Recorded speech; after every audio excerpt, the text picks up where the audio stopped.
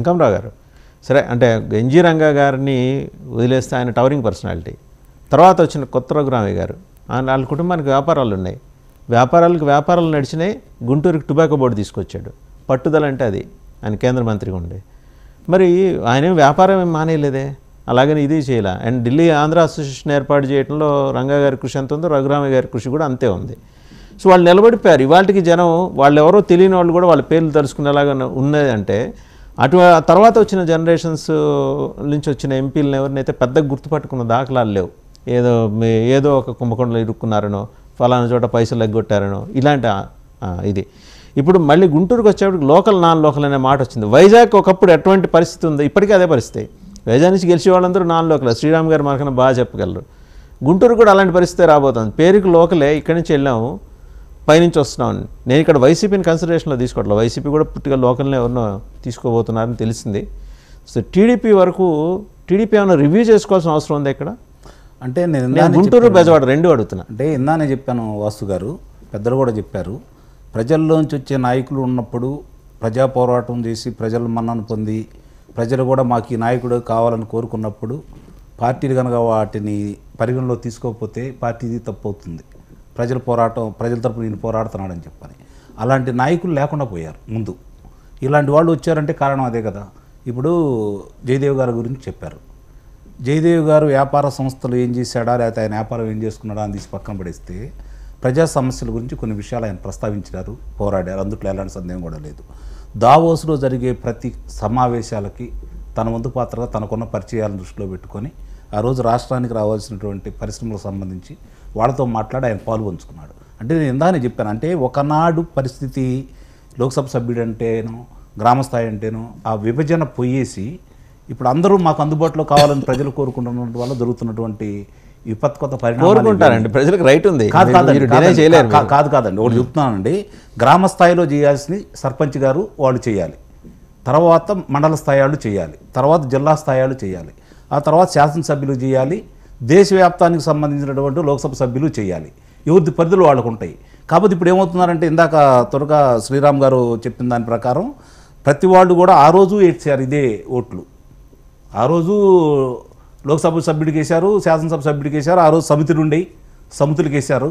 ఈరోజు కొత్తగా మండలాలు వచ్చినాయి, జిల్లా పరిషత్తులు ఆ రోజు ఉన్నాయి. ఆ రోజు జిల్లా పరిషత్ చైర్మన్ గారు ఉన్నారనుకోండి, వారికి కొన్ని పరిమితులు ఉండేవి, వాళ్ళ చేతిలో కొన్ని అధికారాలు ఉండేవి. మన విద్యా సంస్థలన్నీ వాళ్ళ ఆధీనంలో ఉండేవి. అలాగే వారికి జిల్లా పరిషత్కు సంబంధించినటువంటి రహదారులు ఉండేవి, వాటి మీద వాళ్ళకి నియంత్రణ ఉండేది, వాళ్ళకు నిధులు ఉండేవి, వాళ్ళు చేసి ఉండేవాళ్ళు. అంటే ఇప్పుడు అలా కాకుండా శాసనసభ్యులు లోక్సభ సభ్యులదే అధిక ప్రాధాన్యత అయిపోయిన తర్వాత వస్తున్నటువంటి ఈ పరిణామాలు, ఎవరి పరిధి ఎవరికి ఉండాల్సినవి వాళ్ళకి ఇచ్చేసి పరిపాలన వికేంద్రీకరణ కనుక చేస్తే అప్పుడు ఇలాంటి ఆలోచనలు రావు. ఇంత విస్తృతంగా కూడా ఆలోచించాల్సిన అవసరం కూడా లేదు. అవన్నీ మర్చిపోయారు. ఈరోజు గ్రామ స్థాయిలో ఒక వంతెన నిర్మించాలి అంటే లోక్సభ సభ్యుడు పర్మిషన్ కావాల్సి వస్తుంది, అలాగే శాసనసభ్యుడు చెప్పాల్సి వస్తుంది, అధికారంలో ఉన్న వాళ్ళకే అవకాశాలు కలుగుతున్నాయి. ఇవన్నీ ఏమవుతున్నాయి అంటే ఇందాక వారు చెప్పినట్టుగా 10 రూపాయలు ఖర్చు పెడుతున్నారు చాలామంది. దానికి రేపు పొద్దున మళ్ళీ ఎన్నికల్లో రావాలి అంటే ఈ ఖర్చులన్నీ చూసుకుంటూ ఉంటే వాళ్ళు 100 రూపాయలు సంపాదించుకుంటేనే వచ్చే ఎలక్షన్లో మళ్ళీ 20 రూపాయలు ఖర్చు పెట్టాల్సిన పరిస్థితి వస్తూ ఉంది. అవినీతిమయమైపోయింది. అన్ని రాజకీయ పార్టీలు ఇందులో మినహాయింపు అంటూ ఏమీ లేదు. అందుట్లో కొంతమంది కనబడుతూ ఉంటారు. అంటే కొంతమందికి బాధ కలగొచ్చేవో కానీ నా పరిశీలనలో వచ్చిన దాంట్లో చూసుకుంటా ఉంటే ఆంధ్ర రాష్ట్ర పరిధిలో 3 కనపడ్డారండి. కనీసం ఏ రోజు కూడా అవతలాళ్ళు కానీ ఎవరు కానీ మరకైనాళ్ళు 3 పేర్లు చెప్తాను నేను. చెప్పండి. అశోక్ గజపతిరాజు గారు, రాజాదిరాజు, ఆయన నిస్సందేహంగా రాజాదిరాజు, ఆయన గురించి మాట్లాడుకోవాల్సిన అవసరం లేదు. తర్వాత ముమ్మడివరం శాసనసభ్యులు దాట్ల సుబ్బరాజు గారు, సొంత వ్యాపారాలు నష్టపోయి ఇంత అవినీతి మార్గం లేని వ్యక్తి. 3వ వ్యక్తి గల్లా జయదేవ్ గారు. నిస్సందేహంగా మనం చెప్పుకోగలం. అంటే ఇలాంటి వాళ్ళని మనం దూరం చేసుకోవాలా? వాళ్ళు ప్రజల కోసం ఏం చేయట్లేదా?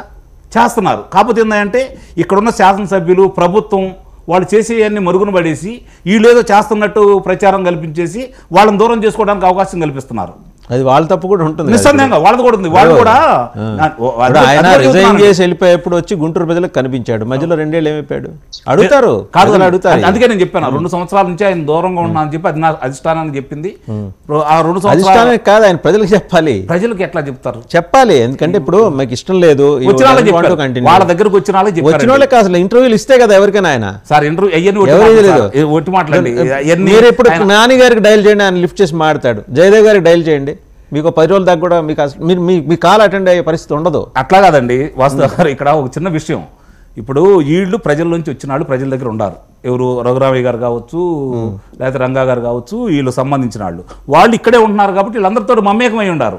ఈ అబ్బాయి అమెరికా నుంచి వచ్చిన అబ్బాయి, వ్యాపారం నుంచి వచ్చిన అబ్బాయి, వచ్చినప్పుడు కూడా చాలా వివరంగా చెప్పాడు. అతను ఆ రోజు కూడా కొత్తగా ఏం చెప్పాలి. ఇంకోటి చెబుతున్నాను, అతను ఎందుకు ఇంతసేపు అతని గురించి నేను ఎందుకు మాట్లాడుతున్నాను అంటే నాకు సాన్నిహిత్యం ఉంది, ఆయనతో నాకు వ్యక్తిగత సాన్నిహిత్యం ఉంది. ఆయనతో సాన్నిహిత్యం ఉన్న ఒక 10 మందిలో మీరు ఒకరు. లేదండి, మళ్ళీ అది కాదు, మళ్ళీ ఆ 10 మందిలో నేను లేను. సాన్నిహిత్యం మాత్రమే నాకు ఉంది అని చెప్పి నేను వెళ్ళింది లేదు, ఆయన నేను అడిగింది లేదు, నేను లబ్ధి పొందింది లేదు, నన్ను ఆయన చెప్పింది కూడా ఏం లేదు. ఎందుకు చెబుతున్నానంటే ఎన్నికలు అయిపోయిన తర్వాత తొలిసారిగా లోక్సభ సభ్యుడు అయిన తర్వాత ఏమండి మనకి 7 నియోజకవర్గాలు ఉన్నాయి కదా, ఈ 7 నియోజకవర్గాల్లో మన మనుషులను పెట్టుకొని మీ ద్వారా వచ్చి ప్రజలకు అందుబాటు అయ్యే విధంగా మనం ప్రచారం చేసుకోవాలని చెప్పి నేను అడిగితే ఆయన చెప్పిన సమాధానం ఇప్పటికీ నాకు తిరుగుతూనే ఉంది. ఏమన్నాడో తెలుసా అండి, నేనెవరో ఇక్కడ ఆడో తెలియదు, తెలుగుదేశం పార్టీ అభిమానంతో తెలుగుదేశం పార్టీ సభ్యుడు కాబట్టి నన్ను గెలిపించారు. 7 ఇక్కడ శాసనసభ్యులు ఉన్నారు, గ్రామస్థాయిలో నాయకులు ఉన్నారు. నేను ఇక్కడ సమాంతరంగా నేను ఒక వేరే వర్గాన్ని కనుక తయారు చేసుకుంటా ఉంటే పార్టీకి నష్టం. నేను చేయనని చెప్పి 10 సంవత్సరాలకి దానికి కట్టుబడి ఉన్న వ్యక్తి అండి, విలువలు ఉన్న వ్యక్తి. అందుకు నేను ఆయన గురించి చెప్పి మాట్లాడుతాను. అంటే అది అంటే కన్వీనియన్స్ ప్రకారం మాట్లాడింది, ఎందుకంటే ఆయనకి ఏంటంటే వ్యాపారాలు ఉన్నాయి కాబట్టి అవి చూసుకోవాలి. అనే కాదండి, అంటే మీకు ఆయన చెప్పింది దాంతో మీరు కన్విన్స్ అయ్యి ఉండొచ్చు కదా, జనం కన్విన్స్ కారండి సహజంగా అదే ఆశలు పడతా ఉంటారు కదా. ఎందుకంటే నేను ఈ మధ్య చాలాసార్లు చూశాను, అంటే వాళ్ళు ఎందుకు రాజకీయ నాయకులు ఈరోజు అవినీతి పరులు అవుతున్నారంటే ప్రజల తప్పు ఎంత ఉందో కూడా నేను చెప్తాను. మా ఊర్లో గుడి కడుతున్నామండి, మీరు 1 లక్ష రూపాయలు అయినా వెళ్తున్నారు, ఓట్లకి డబ్బులు తీసుకోకుండా వీళ్ళు ఓట్లు వేపిస్తున్నారు ఈ నాయకులు, లేదు కదా. ఓట్లకి డబ్బులు అడిగి, ఈ ఊళ్ళో జరిగే కార్యక్రమాలకు ఆయన డబ్బులు అడిగి, ఆయన ఏమన్నా కొండలు ఉన్నాయా, లేకపోతే ఆయనకి ఏమన్నా బంగారు గనులు ఉన్నాయా? ఎక్కడ మన దగ్గర నుంచి దోసుకుంటేనే కదా వాళ్ళకి వచ్చేది. అంటే అవినీతి పరులుగా వాళ్ళ దగ్గర తీసుకొని మనం ఎంత అవినీతి పరులు అయ్యామో, మనం వాళ్ళనే అట్లా తయారు చేపిస్తున్నాం. మనం కనుక స్వచ్ఛంగా ఉండి డబ్బులు నాకు ఇచ్చేది ఎంత గాడిదా, నువ్వు నాకు డబ్బులు ఇచ్చి నన్ను కొంటావా, నువ్వు ఇచ్చే 2000 రూపాయలు లెక్కేసుకుంటే నాకు రోజుకు ₹85 పడుతుంది, నువ్వు నాకు వెలగడతావా, సిగ్గుందా లేదా అని చెప్పని డబ్బులు ఇచ్చినాన్ని ఓడించేసి స్వతంత్రుని గెలిపిమనండి. వీళ్ళందరూ ఒక దాటికి రారా? మన తప్పులు మనలో పెట్టుకొని వాళ్ళని విమర్శించకూడదు. నేను అనేది అది వ్యాపారాలు ఇప్పుడు సహజంగానే ప్రతి వాళ్ళు కూడా చేసుకోలేదండి వ్యాపారాలు. రాయపాటి గారు చేసుకోలేదా, ఆయన జనంలో లేరా? నేను రాయపాటి గారు ఇక్కడే ఉంటారండి, రాయపాటి గారు ఇక్కడే ఉండాలి ఉండరండి. ఇంత ముందుగా లేదు, ఇంత ముందుగా పరిస్థితి వేరు. ఎక్సెప్షన్ ఒక్కరికే ఎందుకు, చాలా మంది వ్యాపారాలు చేసుకుంటున్నారు. కాదండి, నేను ఓన్లీ లోక్సభ సభ్యుల గురించే మాట్లాడుతున్నాను. లోక్సభ సభ్యులు అందరూ కూడా వాళ్ళ అవసరాలకు అంతకుముందు ఆయన తిరిగాడు కదా, శనివారం ఆదివారం ఇక్కడే ఉన్నాడు, శుక్ర శని ఆదివారాలు 3 రోజులు ప్రజలకు అందుబాటులో ఉన్నాడు కదా. నేను అనేది ఏంటంటే ఈ రోజు ఒకటి, గత 5 సంవత్సరాలు ఎట్లా ఉన్నాడు, కోవిడ్ రోజుల్లో మధ్యలో రాలేదు, తర్వాత పరిస్థితి అర్థమైపోయింది ఆయనకి, నేను దూరంగా ఉండాలనుకుంటున్నాడు. ఆయన అన్నట్టు ఆదాయ పన్ను శాఖలు ఏ విధంగా చేశారో తెలుసు, మరి ఆయన చరవాణీలను ఏ విధంగా చెరబెట్టారో కూడా తెలుసు. ఇవన్నీ చూస్తూ ఉంటారు. మనస్తాపం చెంది ఆయన దూరంగా ఉన్నాడు. అంతకుముందు కూడా శుక్ర శని ఆదివారం ముఖ్యమైన కార్యక్రమాలు ఉన్నప్పుడు ఆయన వచ్చాడండి. ఏంటంటే తెలుగుదేశం పార్టీ వైఖరి మనకు నచ్చకపోతే ఎన్నికలు దూరంగా ఉంటాం, లేకపోతే సమాజం నొచ్చుకున్నా పర్లేదు, నాకు ఇబ్బంది కలుగుతుంది కాబట్టి సమాజం దూరంగా ఉంటాం. ఇది కాదు, మీరు ప్రజాప్రతినిధి అయిన తర్వాత అన్ని డైమెన్షన్స్ని మీరు దాన్ని ఏమంటారు అసిమిలేట్ చేసుకోవాలి, జీర్ణించుకోవాలా. ఎక్సెప్షన్ అంటే కుదరదు రాజకీయంలో. అదే అందుకే దూరంగా ఉంటున్నారు కాబట్టి ఇప్పుడు ఆయన మరి ఇప్పుడు గెలిచే పరిస్థితిలో కూడా ఎందుకు దూరంగా ఉన్నాడు? గెలిచే పరిస్థితి ఆయనకి లేదు కాబట్టి దూరం లేదండి. పార్టీ గెలుస్తుందేమో కానీ గెలిచే పరిస్థితి వ్యక్తిగతంగా ఆయనకు లేకపోవటం కూడా ఆయనకు ఒక రీజన్. వ్యక్తిగతంగా లేకపోవటం కాదండి, అంటే ఆయన నేను పొగట్టలేదు, వ్యక్తిగతంగా లేకపోవటం కాదు, హానికరం కాదనే అభిప్రాయం ప్రజలందరిలో కూడా ప్రయోజనం ఉంది. మనకి ఏదో ఒకటి చేసేవాడు కావాలనుకుంటారు, ఆయన మంచివాడు అనేది చూడరు. ఆయన వల్ల